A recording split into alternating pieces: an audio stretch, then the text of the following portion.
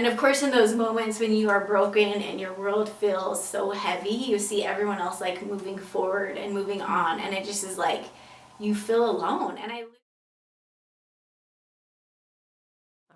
Okay, thank you so much for coming today and visiting with me. I'm excited to get to know you a little bit more. Would you introduce yourself a little bit? Yes, my name is Tessie Fridley. I live in Willard, Utah. I actually grew up in Arizona, nice warm sunny state. Went to college in South Dakota State, very cold and different. I played softball, so I got a scholarship with there. That's where I met my husband, who was from Utah. And so that's what brought me to Utah. We have 3 kids, 12, 6, and 3, so quite the spread. And yeah, hobbies. My daughter actually just brought home that Mother's Day thing. Like, what does your mom like to do? And it was like blank. So I was like, well, what do you think I like to do? And she's like, I don't know. So it made me laugh because I was like, what do I like to do? I had to think about it. But I think being a mother, I feel like that's kind of become your hobby, your family, and your kids.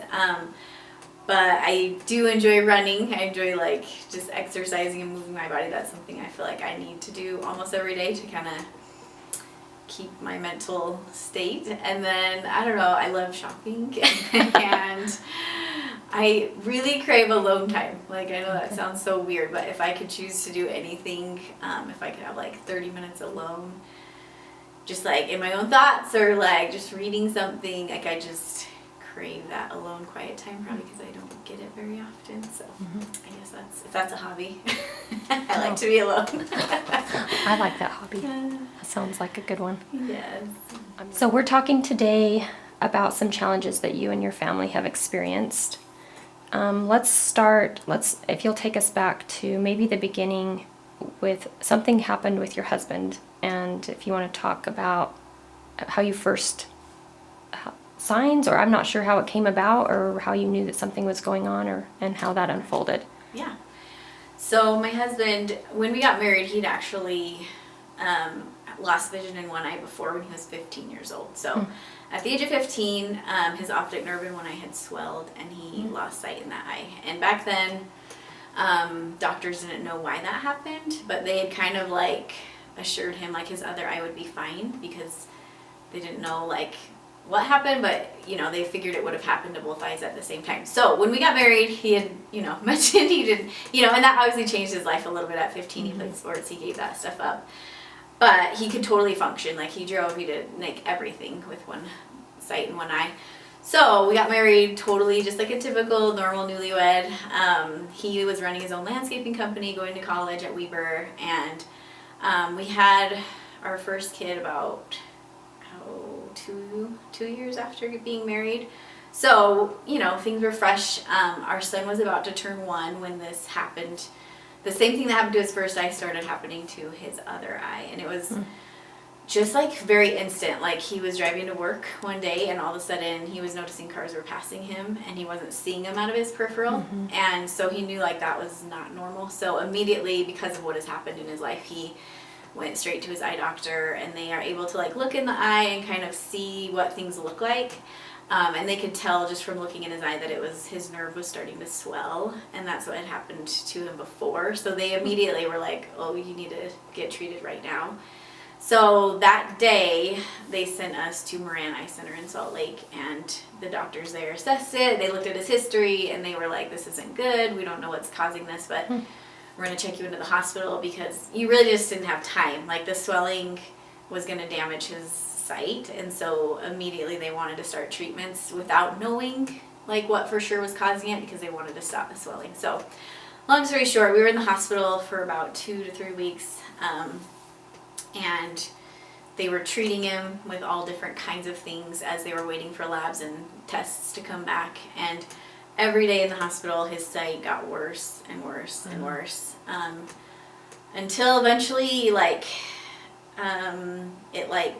there wasn't ever any treatment that stopped it. It just kind of was done. Like, I don't know, and they were done treating. Like, they had tried everything they could, and it was just, like, done. And so what he was left with is just, like, a tiny piece of vision in, like, the upper peripheral area of his eye, and it's not clear vision. Like, it's, the way he describes it is, like, if you look at something well, he can't look directly at something because that's black. His central vision is gone. So he has to kind of like look to the side and up to like see things. So he can see shadows and outlines of things, but nothing's like detailed or clear. So he can tell looking. He can't see a whole tree, but he can see like a piece of a tree, and he knows that that's a tree, but he can't see like the leaves on the tree. So he's not black, but he is considered legally blind, and like totally rocked our world because he went from independent, like doing everything, to at that moment he literally like needed help like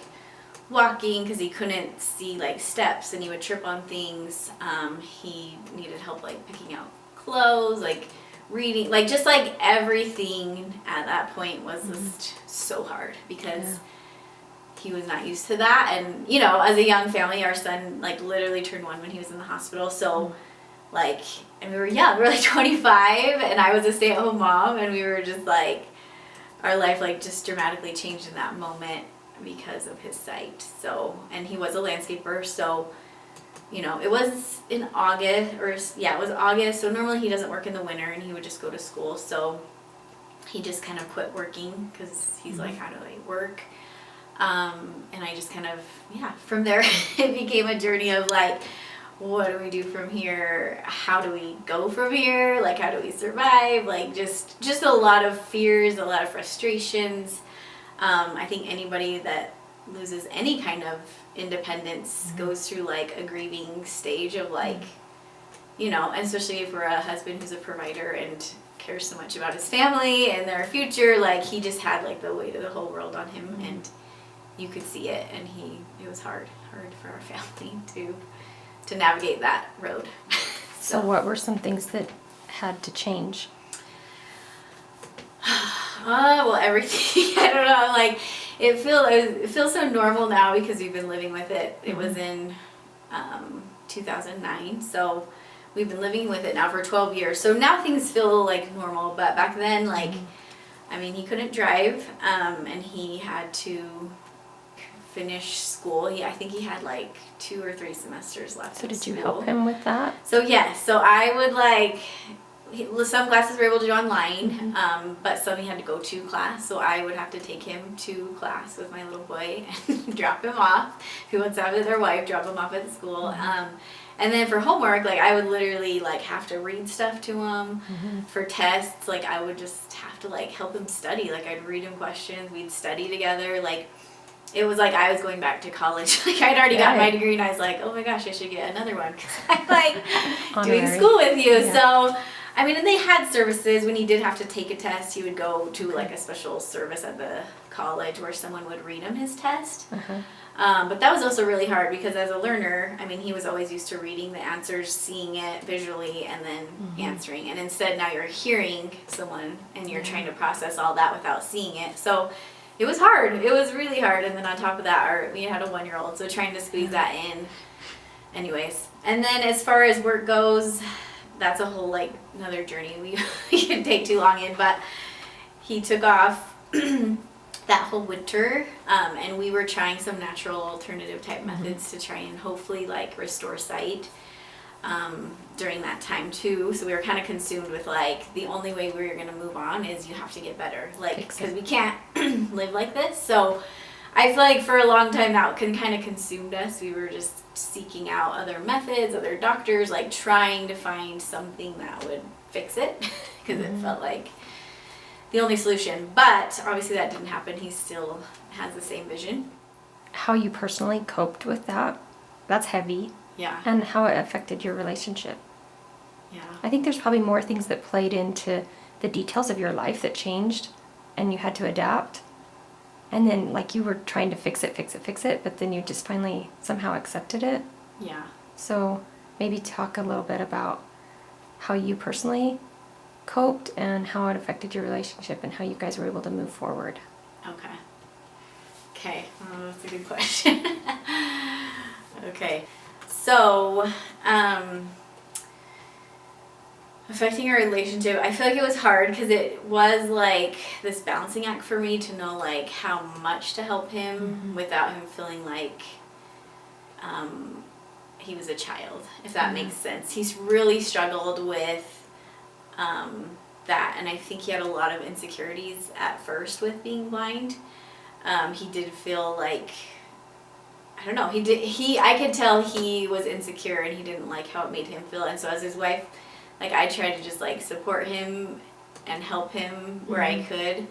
I don't know, but it was so hard. I don't know for sure if I did a good job at it. I mean, I tried to be encouraging and supportive, but it was hard emotionally to watch my husband, who was like such a strong, like, independent person, like, become so sad and become so almost embarrassed about who he was. Like, you could tell it like weighed on his self-confidence that like, I can't do things like this. Like, I'm not a man. I think he felt like he wasn't a man, or he couldn't, I don't know. But if you look at my husband's journey from there to what he does today, like, it's amazing. Like, that was a hard place for him to be, and I think a lot of people, it would have been easy to give up and be like, I can't do this, and I can't landscape, I can't do anything, and I'm just gonna sit on the couch and give up, because that's how he felt. And it's kind of funny, we had friends that we would, like, we literally were trying to think of jobs that he could do that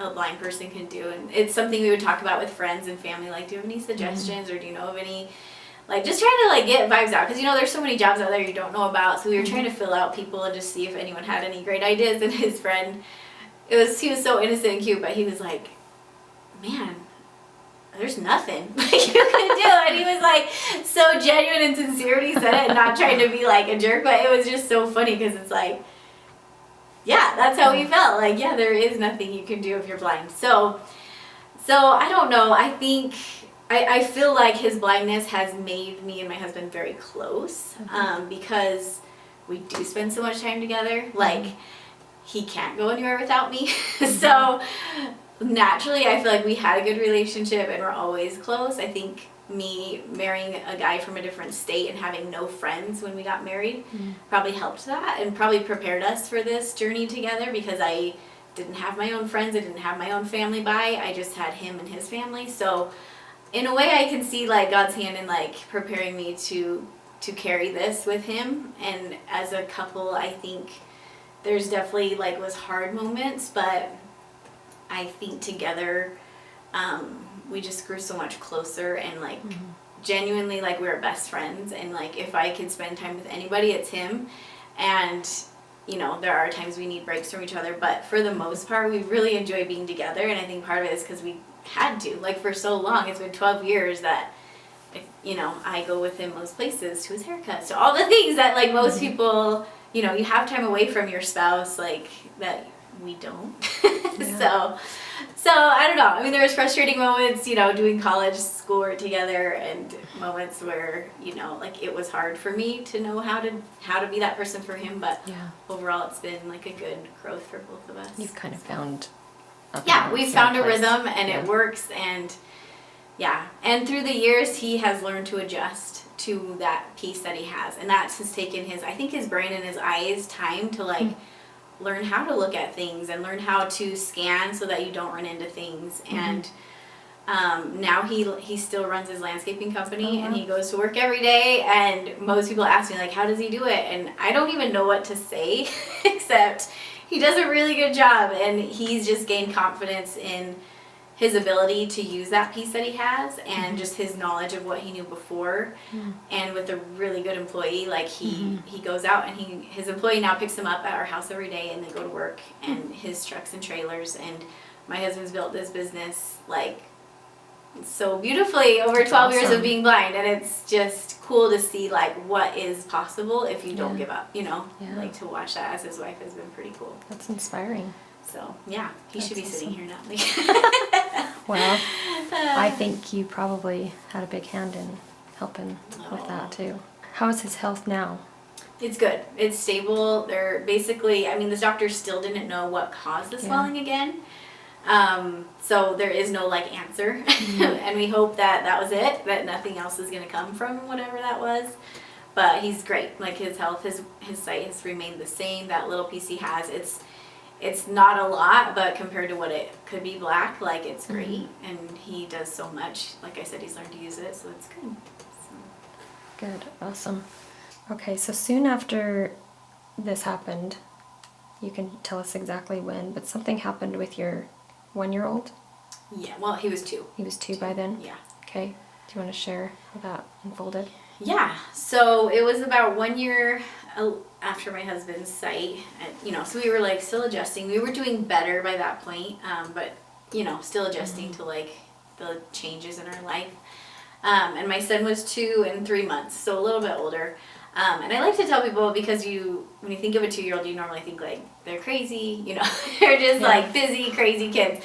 But my 2-year-old, now that I've had more kids, I realize he was different. Like, he was very calm, he was very mature, he could talk really good, and he just always had like a little cautious personality. Like, he wasn't the kind of kid where you're like, where are you, what are you into? Like, he was just, I don't know, maybe it was the first child thing. Like, me and him just, I don't know, we just had a little mature relationship. So anyways, long story short, we were at my parents'. We had gone down to Arizona for Thanksgiving, and then the following day that it happened, his accident happened, was the day after Thanksgiving. My brother was actually having a wedding reception in my parents' backyard. And so my parents were on 5 acres with horses and cattle. We had an arena. We grew up doing rodeo. So they just had like 5 acres of like wonderland for kids, and my son loved to go out and play, and it was just a fun time. And we didn't get to go to Arizona very often, so it was just really fun being there with family and at my parents' house. So long story short, we were there setting up for the reception. My husband was outside. He was helping sweep like a garage area. I was inside cutting vegetables. There was my sister and her kids were there. My mom had several different friends helping. So there was a lot of people in and outside of the house. And my son had gone out to play with his cousins. And it was never, again, not something I worried about, because I knew, there are people outside. He's not a crazy kid. He's going to just go have fun. So it had been a little while, and my husband had been out sweeping, and he is a little more of a helicopter parent than me, and obviously where he didn't have his regular vision, he hadn't seen or heard my son for a little bit. So he came in and said, can you go look for him? I haven't seen him for a minute. And so I was honestly a little bit annoyed, like, I'm so busy, like, okay, he's fine. So I went out, and I don't know how to describe it. My parents have a barn and then some pastures and arena. So I went out and turned this path, and I saw my little 1-year-old nephew playing by a haystack, and I kind of looked and I saw him, and I thought, oh, he must be close. And my dad was on the other side of this haystack that was really tall. So I walked around thinking he might be with my dad, and he wasn't. And my dad said he was right by my nephew. So that is when my mom heart just kind of started to panic a little bit. And my dad started to like frantically look in like horse troughs, and just, your mind starts taking you to places. And so I walked right back to where I had just been, where my nephew was, and about 20 yards away, I saw my son's cowboy hat. He always wore this cowboy hat. And it was laying under a fence panel, and his little body was under this fence panel. And the way to describe it is just like a metal aluminum fence panel that can be set up somewhere else, like for a temporary cattle fence or something. So it had been leaning up against their main fence to the arena, and somehow, we don't know how, he had pulled that fence panel on top of him, and he couldn't breathe. So when I found him, like, his body was just like limp, and he had like no color, and in that moment I had no idea what had happened, and I just screamed for help, because I don't know, it's weird in those moments. You're like, well, I know what to do. I didn't know what to do, but I knew that there was lots of people, and so I screamed, and my mom's friend came running.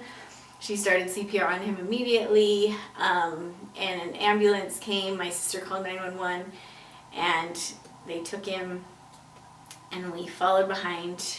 And by the time we luckily my parents lived by a hospital, so by the time we got there, they had said they had got his heart beating again, and they were flying him over to a different, like, more bigger hospital in Phoenix. And so we rode there.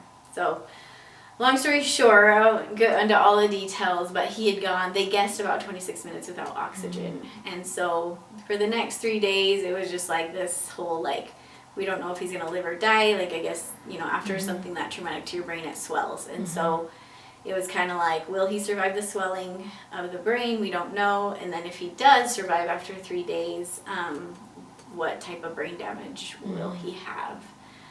is kind of where we were at with that. So yeah, that's what happened, and it was intense. So how long till you knew he would live?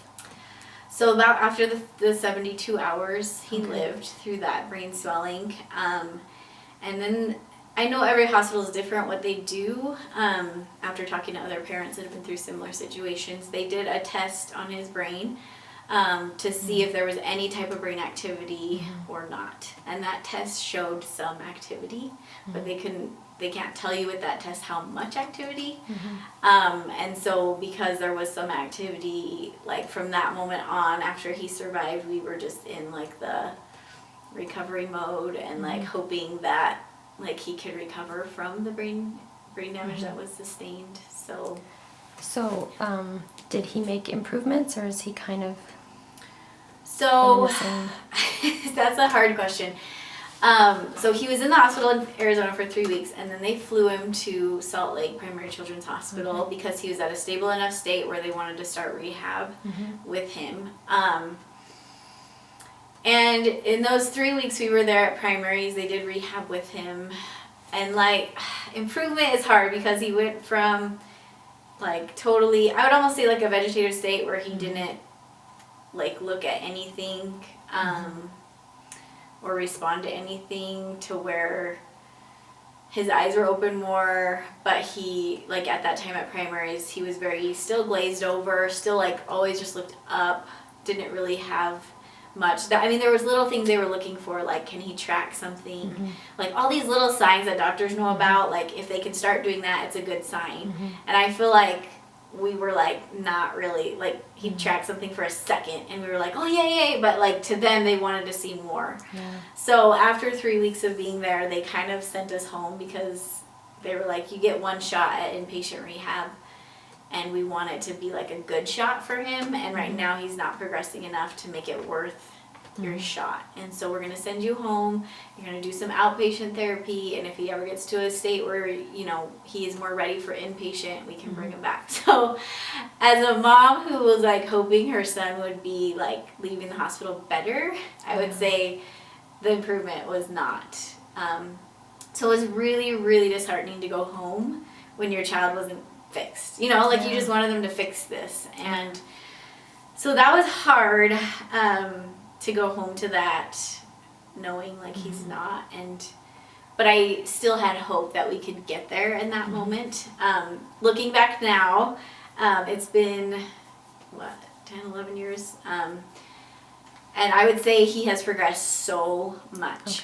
Physically, he cannot still do a lot. Like he's still in a wheelchair. He still has a trach and a G-tube. He can't eat. He can roll. Can he see?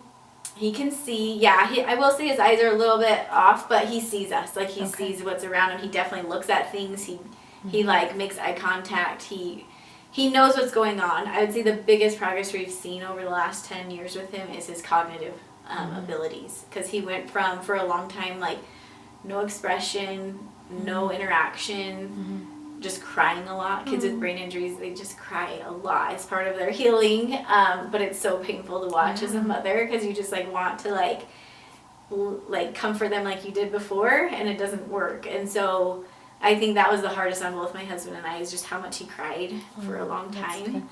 And the normal comforts didn't work. So, but cognitively, like his awareness, and I would say over the last 3 to 4 years, I feel like I've seen huge gains in it. Is like, and it came slowly. It's been slowly through all the years, but the last several years, I've just seen so much of his ability to like respond quickly to what is going on around him. Like when you ask him questions or he sees things, he smiles, he laughs at it if he loves it. Like he's able to communicate in his own way without words. He still cannot speak, but like his facial expressions, his ability to smile and laugh and cry if he doesn't like something, like he's very communicative in that sense, and that's come over time. And his overall like personality, like he's just so much more, I don't know, he has so much more personality that he's able to express than he used to. And it's so easy for us and teachers and nurses that work with him to see like he knows what's going on. He's smart. He totally gets it. And you just have, but for someone that didn't know him, they might not see that. Okay, so more adapting and more like big changes that you had to work through as a family again. So my question is, what kind of lessons have you learned through all of that? Oh, so many. So many. It's been 10, 11, 12 years, I don't even know, of just constant lessons learned. So to even start, I don't even know, there's so many, but I think we're both happened so close together. As a family and as a couple, we went through like a faith, I call it a faith journey, like a crisis, because for both incidences, I always had a faith in like God and in my Savior Jesus Christ, and I think you hear of miracles and you read about miracles in the scriptures, and often you hear people at church talk about miracles that has happened in their families because of prayer and fasting and blessings. And so part of our faith crisis came because we did all those things. We prayed and we fasted and we got blessings. Both situations where we like needed heaven's help because doctors could not fix what was happening. And we didn't get the miracle. And so for a long time, our faith journey as a couple, I think we both went through it, and we also both went through it differently. But in the end, we both are able to tell people that we've just both learned so much about faith, and that faith is so much more than an outcome. For a long time, I felt like I must have not had enough faith, or I didn't do the right thing, because perfect faith equals moving mountains and it equals miracles, and that didn't happen for me. So what did I do wrong in there? Like, I just struggled with that. And I think through our faith journey of that time of crisis, one of the things that I love the phrase that God is working in the waiting. I felt for a long time that He had abandoned us. Like, it felt so lonely, and we felt very broken because the mountain in front of us felt like almost impossible. Like, every single day, and I was like 25, 26, so like I knew waking up every day that I was going to wake up to this. Like, every day my son was going to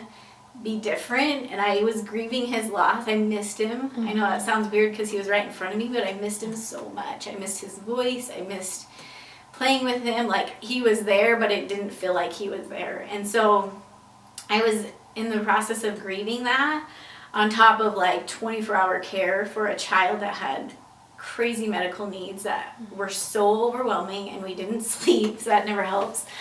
We both were not sleeping, on top of my husband was still blind and needing help with everything. And so it just felt like so much for me at that age to like look at, like, this is the rest of my life. Like, this is every single day. And getting up to that was hard. It was hard to like wake up and face that. And so I did question fate, like, God, like, why didn't you just help us in one thing? Like, why does everything have to be so hard? Like, and of course, in those moments when you are broken and your world feels so heavy, you see everyone else like moving forward and moving on, and it just is like, you feel alone. And I literally felt like there was nobody I could talk to that understood, because I didn't know anybody that, one, had a blind husband, or two, had a child on top of having a blind husband. You know, I knew people had kids with disabilities, but no one that had both. So I'm just like, who do I even like talk to about this? Like, who's gonna help me?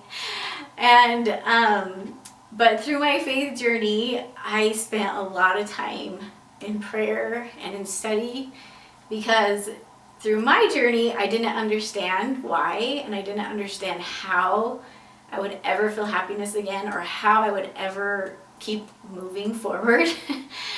But I believed in my Savior Jesus Christ, and I believed that He had power to do something, and I didn't know what that would look like for me. I honestly believed that it would be like after I died, like after, if I could endure to the end of my life here on earth, then I would get to see beauty and blessings from what I did here on earth, because it felt so heavy. But I've learned so much through those struggles and that pain, that all that time, that God was with me and He was working inside of me. And I like to tell people, for me, I got the miracle. It wasn't how I wanted, and like that my family would be better and whole. But the miracle came inside of me and my husband, who were so broken. And I look at who we are today, and I'm just like, that is a miracle. Like, we are so happy. Like, genuinely, like, our family is so happy. And we find so much joy in every single day. And I'm like, how did that happen? Like, it just blows my mind, because I look back at who I was. I can read journal excerpts of like how I felt. And when I read it, I'm just like, that was me. Like, I can't believe that was me. Like, and I don't know how I did that. Like, how did I go from here to here? There is no like one magic pill or one magic answer that like brought it all together. But it was like the beauty of Christ working inside of me and making me enough like every single day. And I've fallen in love with the word grace, because I think grace is God meeting you where you are and making you and helping you to become something more. And for me, that's when I look at my life and my husband's life and our life as a family, like in our whole journey, I see grace. Like, I see every day God made me enough to do what I had to do that day. And it was hard. It was so hard. And I would have rather him take it all away, but he didn't. And he made me stronger. And he like just helped me to grow inside. And he helped my husband to see like, yeah, you're blind, but you can do something. And that something has turned into like so many amazing things that someone that's blind shouldn't be able to do, but he does it every single day. And I just see so much grace and faith. To me now, I understand faith. Faith is not an outcome. Faith is trusting in God no matter the outcome. And I see that I had faith the whole time. My faith, I first had faith in an outcome, but I kept my faith in him, and I believed in him, and I trusted him even when I questioned what was happening. I had faith in him that he could do something with this mess, with this broken mess of a life. And he did. And I told you, I love this song by Hillary Weeks, Beautiful Heartbreak, because I feel like it describes so beautifully like so many people's lives. Like, we just all are broken. Like, we all have moments where our life did not go how we wanted it to go. But as we climb that mountain, like, and we get the view from like above, we're like, oh my gosh, I did that, and this view is beautiful, and my life is beautiful. But it took the brokenness to like, I don't know, get there and to find that in the mess. So, what kind of advice would you give to your younger self? Such a good question. I think so often of my younger self and things that I'm so grateful that I've learned now. But I think for my younger self, or anyone like just coming upon like your mountain that feels so heavy and you feel broken, I think the thing that I would say is that like it takes time. That like there is no, like, I wish so desperately like I can help people the way that I've been helped. Like, I want to change it for them, and I want them to feel what I feel today and to know that they're going to be okay and that they're going to be able to make it. But I can't do that for them. It's such a journey of getting to that place of peace and healing and acceptance. And so I think I want people to know what they're feeling right now will not last forever. That all of the overwhelm and the hurt and the pain, like, it will not last forever. Like, it is something that you will work through with God, and he will heal those broken pieces in his timing and in your way. And your journey is going to look different than other people's, and how you cope with it and how you deal. But like, to just hold on to knowing like it's going to be okay and you can do it is so important. And to give yourself grace for like those hard days, allowing yourself to like just sit in those hard days sometimes and know that it's okay, like, to have hard days, and to, I think, just wake up and like do your best for that day. Like, I think I look back at like how I did it, and I wouldn't say I did everything perfectly or I did it right and that's what got me to this place. I think every day I just got up and I like did my best for what I had to give that day, and God made it enough, and he gave me strength to bear these things that not necessarily like I felt like I didn't feel like a strong person during it, but I can look back now and see that he was giving me strength. The only way I made it was because of his strength, and helping me through that. And so giving yourself grace and giving those around you grace. My husband and I, we both grieved and processed things very differently. And that was hard as a couple to like see my husband. I would say he kind of got more like angry at a time, and like that was not his personality. But I also understood that what he was feeling was also very heavy, and he was also blind, and I wasn't blind. I was just like supporting him in that role. So I couldn't expect him to like be where I was at in the journey. Like I knew he had to figure that out himself, and I could love him and support him and be there for him. And sometimes that was hard. Sometimes it was hard to show up and to hear him vent and to like hear his anger and to see his tears when inside I felt like so broken, and like the last thing I wanted to hear was like how hard he was hurting.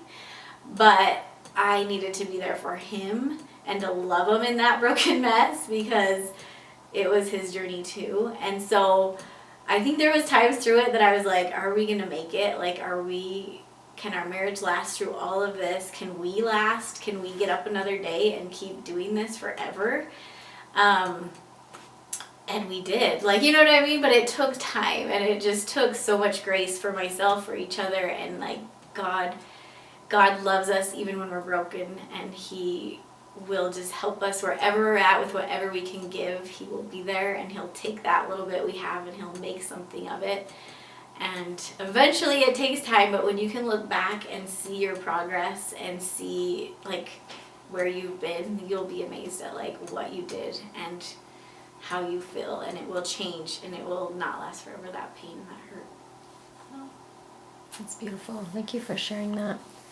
I also want to just add on to the end of this. You mentioned that you have Instagram. Do you have any other, or where can people follow your story? I do have an Instagram where I kind of just tend to post like lessons learned and things that I've, things that I've been continually being taught. Little things about my family. I think people love seeing my cute son Dakota, who had the accident. He is such a bright light, and I think when people see him, they're drawn to him too. So it's probably more his Instagram than mine. People love him, but it is Tessie F11, so TESSIE F11. And then we have a Facebook, but it's just Tessie and Zach Fridley. But yeah, okay. A long time ago I did blog too, and I have a lot of our journey in there, but I haven't blogged in years and years. But yeah, blogging was cool. Yeah, it was cool back in the day. I had a blog too. I love it. So awesome. Thank you. You bet.